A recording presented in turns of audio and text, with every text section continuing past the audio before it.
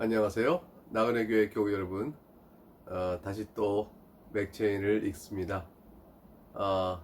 다행히 정부에서 조금씩 조심하고 방역 지침을 지키면서 종교적 집회도 아주 조심스럽게 허락하고 지켜보는 듯 합니다. 저희 교회도 상황을 지켜보면서 우리가 언제 다시 모일 수 있을런지 당회에서 판단하고 여러분에게 다시 연락을 드리도록 하겠습니다. 아무튼 여러분 모두에게 크신 사랑과 위로와 기쁨이 함께하기를 바라면서 오늘 주신 말씀을 다시 한 번 더 살펴보겠습니다. 오늘은 전도서 8장을 읽네요. 전도서 8장의 내용은 우리가 여지껏 봤던 잠언이나 전도서 봤던 내용과 크게 다르지 않은 내용을 담고 있습니다. 첫 번째는 지혜자는 왕 앞에서 어떻게 행동을 하는가, 이제 왕과 지혜자의 관계 문제인데요. 1절에 누가 지혜자와 같으면 누가 사물의 이치를 아는 자이냐, 사람의 지혜는 그의 얼굴에 광채가 나게 하나니 그의 얼굴에 사나운 것이 변하느니라, 그래 되어 있습니다. 그러니까 사실 하나님의 지혜를 따라서 사물의 이치를 안다면 그 사람 얼굴엔 수심이 적고 기쁨이 넘치겠죠. 그래서 광채가 날 것이라 했습니다. 사나운 것이라는 것은 이제 괴로움 때문에 짓는 표정일 것입니다. 그러니까 그것이 줄고 광채가 날 것이라. 자, 그런데 2절에 내가 권하노라 왕의 명령을 지키라. 이미 하나님을 가리켜 맹세하였습니다. 이러한 지혜자는 사물의 이치를 잘 아니 왕에 대해서 어떻게 될 것이냐는 것도 잘 알게 될 것이라고 말하며 우리가 왕 앞에서, 즉 권력을 가진 자 앞에서 어떻게 해야 될까라는 것을 가르칩니다. 왕의 명령을 지키라 했습니다. 왜냐하면 이것은 하나님을 가리켜 맹세하였습니다. 이미 그렇게 했기 때문이라고 말하고 있죠. 우리도 왕의 세움이 하나님께서 악인을 다스리기 위하여 세웠다는 사실을 알고 왕을 잘 순종할 것을 맹세했고, 왕 또한 하나님의 교훈에 따라서 선이 다스려서 악을 징벌하고 선을 칭찬할 것을 맹세하였으니 이러니 우리가 합당하게 왕에 순종해야 한다. 사실 오늘날에 있어서도 왕은 없지만 다 자신이 헌법을 준수할 것이라 이렇게 얘기합니다. 헌법에 담겨져 있는 귀한 정신들, 그 정신은 대개 하나님께 주신 말씀을 통하여 일반화되어진 것들이 참 많습니다. 그 원리를 정직하게 준수하며 통치할 것이라 했으니 헌법 정신대로 잘 이루어진다면 헌법을 따라서 우리가 나라가 다스려질 것을 믿고 약속했던 우리 국민들도 잘 왕의 통치, 즉 집권자의 통치에 우리가 따라야 될 필요가 있는 것이죠. 3절 왕 앞에서 물러가기를 급하게 하지 말며 악한 것을 일삼지 말라. 이 물러간다는 것과 악한 것은 서로 연동되어집니다. 그러니까 왕의 말을 듣고 그럴 수 있겠나, 나는 안 하겠다 라고 더 이상 저 사람 볼 필요 없다 라고 왕 앞에서 급히 등을 돌리고 가버리는 것, 이거 불순종과 저항의 마음이요 반역의 마음이죠. 그런 것을 하지 말라. 왜냐하면 왕은 자기가 하고자 하는 것을 다 행합니다. 4절 왕의 말은 권능이 나니 누가 그에게 이르기를 왕께서 무엇을 하시나이까 할 수 있으랴. 결국은 왕이 그릇된 길로 가지 아니하면 따르는 게 지혜로운 일이고, 그러한 왕 앞에서 반역과 저항과 악한 것을 일삼아서 그에게 이룰 것이 없다. 5절 명령을 지킨 자는 불행을 알지 못하리라. 그러므로 지혜로운 자는 왕이 세워진 이유와 그에게 주어진 권력과 또 하나님 앞에서 그 왕이 선한 일을 행할진대 그 명령을 지킴으로 인해서 공연히 저항하여 불행을 겪지 아니한다. 이렇게 말씀합니다. 왕이 만약 악한 왕이면 어떻게 될까요? 악한 왕이요 하나님의 말씀에 거슬린 것을 행해야 한다고 주장하고 만일 그렇게 한다면 그때는 악한 왕에 대해서 하나님의 명령을 따라 순종해야 될 이유가 생기게 됩니다. 그때는 왕의 명령을 지켜 화를 면코자 편안하게 있고자 하나님의 명령에 불순종할 수는 없는 것이죠. 그러나 일반적으로 하나님께 맹세하여 지키고자 하는 바를 따라가는 경우에 있어서는 지혜자는 분별해야 합니다. 지혜자의 마음은 때와 판단을 분별하나니 설령 악한 왕이라 할지라도 그가 무엇을 말할 때는 하나님의 뜻에 일치하는 것이 있고 어떨 때는 하나님의 말씀을 어긋나는 것이 있습니다. 때와 판단을 잘 분별하여 해야 됩니다. 내 마음에 들지 않는다고 하여 그가 옳은 일을 하고 있을 때라도 저항하는 일이 없도록 해야 할 것입니다. 무슨 일이든지 때와 판단이 있으므로 사람에게 임하는 화가 심하니라. 무슨 일인지 때와 판단이 있는데 그 왕권을 가진 자 앞에, 통치자 앞에서도 사람이 분별함이 없이 지혜 없이 만일 행한다면 그런 사람에게 임하는 화가 심할 것이다. 그래서 여기서 사람에게라는 것은 분별 없이 행동하는 사람을 의미한다고 봐야겠죠. 지혜가 없는 사람입니다.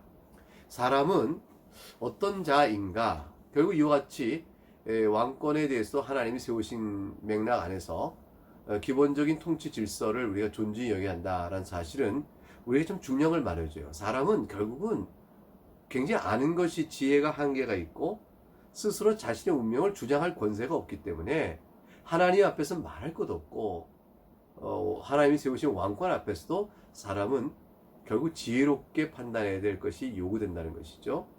7절 사람이 장래를 알지 못하나니 장래를 가르칠 자가 누구이겠느냐. 바람을 주장하여 바람을 움직일 사람도 없고 죽는 날을 주장할 사람도 없으며 전쟁할 때를 모면할 사람도 없으나 악이 그의 주민을 건져낼 수는 없느니라. 사람이 장래를 알지 못하고 또 때에 따라 이루어지는 일들을 사람이 미리 알아 결정할 수는 없는데 설령 악한 자가 자기 뜻을 이루기 위해서 꾀를 내어 어떤 일을 성사시키는 일이 참 많잖아요. 그 악한 자가 온갖 꾀를 다 내어도 악이 그 악을 행하여도 악이 그의 주민을 건져낼 수 없다는 말은 악한 자가 악을 다 행하여 도모하여도 그 생명을 건질 수는 없을 것이라. 인간은 거기가 한계라는 것입니다.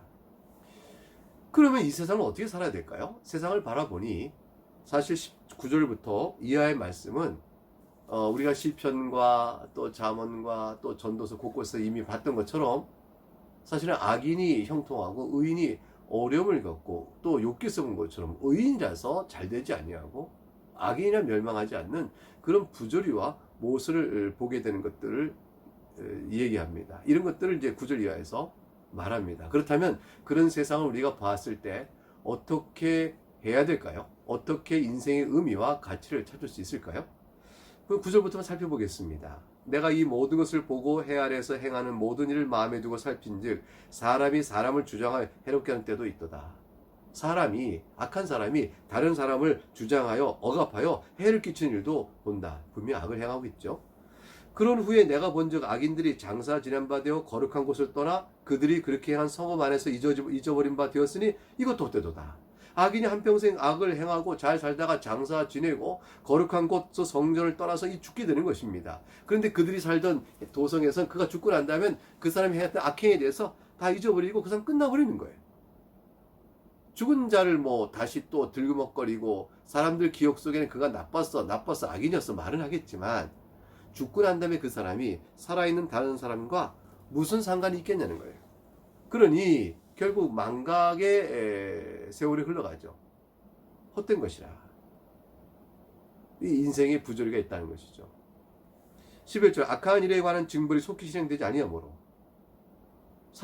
인생들이 악을 행하는데 마음이 담대해진다. 그러니 사는 동안에 악인이 심판을 받으면 좋은데 죽고 난 다음에 있는 일에 대해서야 아하 사람이 죽고 나면 끝나는 거구나 이런 생각에 인생이 악을 행하는데 마음이 담대하도다 이렇게 말합니다. 죄인이 100번이나 악을 행하고도 장수하거니와 또한 내가 안 오니 하나님을 경외하여 그를 경외하는 자는 잘 될 것이요. 이건 약간 모순된 말 같아요. 죄인은 100번이나 악을 행하고도 장수한다. 그러면 하나님을 경외해야 소용없지 않냐 이런 말을 할 거예요.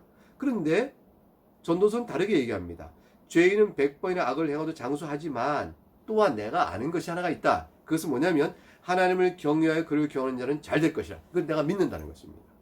현실로 보는 것은 죄인은 100번의 악을 행하도 장수하는 게 현실이요. 그러나 내 신앙 안에서 내가 알고 있는 것은 하나님을 경외하는 자들은 잘 될 것이라는 것입니다.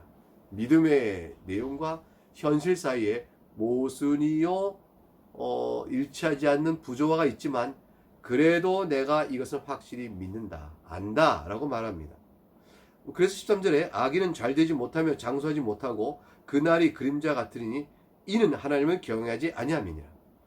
이 말은 12절 전반절하고 연결됩니다. 죄인이 100번이나 악을 행하고도 장수한들 잘 되지 못하고 그날이 그림자와 같을 뿐이라. 아무리 장수해도 인생이 잠깐 있다 가는 거잖아요. 그러니까 악인의 장수가 사람 볼 땐 장수지만 그날이 그림자 같을 뿐이라고 말합니다. 그러고 나면 무엇이 남을까요? 하나님의 심판이 있는 것이죠. 하나님의 심판의 관점에서 보게 되면 하나님을 경외하는 자는 그를 경외하는 자에게 하나님께서 형통케 하고 복을 주시는 바를 받아 누리게 될 것이라. 이렇게 말씀합니다. 그러니까 하나님을 경외하는 자에게 주시는 이 놀라운 복을 제외하고 현실만 본다면 삶의 의미와 가치를 찾을 수가 없겠죠. 그러나 영혼의 관점이요 하나님의 관점에서 보게 되면 이제 새로운 것이 보이는 것입니다. 현실에서는 의인이 잘 되지 못하고 악인이 잘 되는 경우가 있다 할지라도 그러나 그의 날이 그림자 같을 뿐이다 라는 사실 앞에서 하나님의 심판을 말할 수 있게 되어집니다. 14절 세상에서 행해지는 헛된 일이 있나니 곧 악인들의 행위에 따라 벌을 받는 의인도 있고 의인들의 행위에 따라 상을 받는 악인도 있다는 것이라. 내가 이르니 이것도 헛되도다.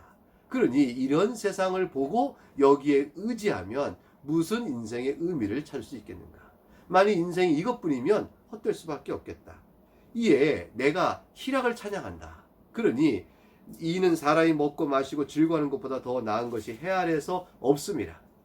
하나님이 사람을 해 아래에서 살게 하신 날 동안 수고하는 일 중에 그런 일이 그와 함께 있을 것이라. 그러니 인생은 만일 이 세상만 본다면 이 세상에서는 희락을 즐기는 것 그거 하나의 소망 두고 사는 수밖에 없다. 이렇게 말합니다. 하나님께서 아무리 공고한 인생이라 할지라도 그 사람에게 겨울의 햇빛이 비쳐 따뜻함을 느낄 때를 주시듯 그 사람에게 먹고 마시고 즐거워하는 그러한 일정한 분깃들은 또 주시기도 하니 그러니 잠깐이라도 하나님이 허락하시는 그때에 그저 먹고 마시고 그냥 감사하고 자족하며 그냥 인생이 그러려니 하고 그때를 즐거워하고 사는 것밖에 더 나은 것이 없겠다. 하나님이 사람을 해 아래서 살게 하신 날 동안 수고하는 일 중에 그런 일이 그와 함께 있을 것이니 그나마 주시는 그때를 잡고 사는 것 외에 인간이 소망을 둘 것이 없겠구나. 그러나 그것이 정녕 인생을 살 만한 가치와 목적을 주겠습니까? 그것이 그 답을 주겠습니까? 궁극적으로 그것이 답이 되겠습니까? 그것이 아니라는 것은 우리가 지금까지 살아온 인생을 통해서 알고 있죠? 16절 17절 마지막 두 절의 내용입니다. 그래서 내가 마음을 다하여 지혜를 알고자 하며 세상에서 행해진 일을 보았는데 밤낮으로 자지 못하는 자도 있다. 내가 지혜를 알고자 하여 세상에서 행하진 일을 다 보았는데 지혜를 알고자 하고 지혜 얻어진 지혜로 세상에 있는 일을 다 살펴봤는데 밤낮으로 자지 못하고 수고하고 애쓰는 사람들이 있구나. 또 내가 하나님의 모든 행사를 살펴보니 하나님께서 이렇게 이끌어 가신 이 세상의 섭리를 보니 그 안에 사는 인생들이 해 아래서 행하던 일을 사람이 능히 알아낼 수가 없도다. 사람으로는 알지 못하는 일을 사람들이 살아간다 이 말입니다. 사람이 아무리 애써 알아보려 할지라도 능히 알지 못하는 인생살을 살아간다는 것이에요. 악인이 잘되고 의인이 어려움을 당하는 부조화, 지혜가 있어도 미련해지고 살아가는 일들의 모든 이것들을 다 보고 산다는 것이죠. 비록 지혜자가 아노라 할지라도 능히 알아내지 못하리로다. 이것이 인생의 한계입니다. 그래서 사람은 스스로 살아가는 인생을 그 안에 이런 일을 이치를 다 헤아리지 못하고 그리고 또 살아가는 동안에 고난과 수고와 아픔이 있고 부조리와 또 모순을 보고 그러니 그 가운데 하나님께 잠깐 주시는 인생의 먹고 마시는 즐거움을 그냥 만족하고 사는 것 외에 최소한의 만족이 없는데 이게 자족이죠. 겸손이죠. 그런데 정욕과 그것은 우리의 고난을 인생의 의미를 고난 속에 있는 인생의 의미를 목적과 가치를 밝혀주기에 충분한 것이 못 됩니다. 이제 그렇다면 어떻게 되겠습니까? 이런 모든 것을 봤을 때 하나님을 경외하는 것에는 답이 없죠. 그래서 아까 우리 12절에 본 것처럼 죄인은 100번이나 악을 행하고 장사하거니와 이 일로 해서 마음이 괴로워요. 인생 의미가 없다. 이럴 때 내가 하노니 하나님을 경외하며 그를 경외하는 자는 잘 될 것이다 라는 이 하나님의 관점 그걸 붙드는 것 외에는 다시 이 인생을 바라보며 삶의 힘을 얻어갈 그 무엇도 찾기가 어려울 것입니다. 우리는 예수 그리스도 안에서 하나님께서 창조주이시요 죄인을 용서하시는 은혜의 하나님임을 우리가 알고 있습니다. 그리고 우리가 죄 사함 받고 성령의 도우심으로 살아가면서 함께 주님을 찬양하며 인생 속에 겪는 여러 환난 가운데도 주를 믿고 의지하면서 살아갈 힘을 얻고 있는 하나님의 자녀입니다. 이제 여러분이 겪고 있는 인생이 그 무엇이든지 오늘 말씀에 비추어 생각해보며 오늘 또 하루도 넉넉한 신앙으로 감당하며 살 수 있기를 주의 이름으로 축복합니다. 감사합니다.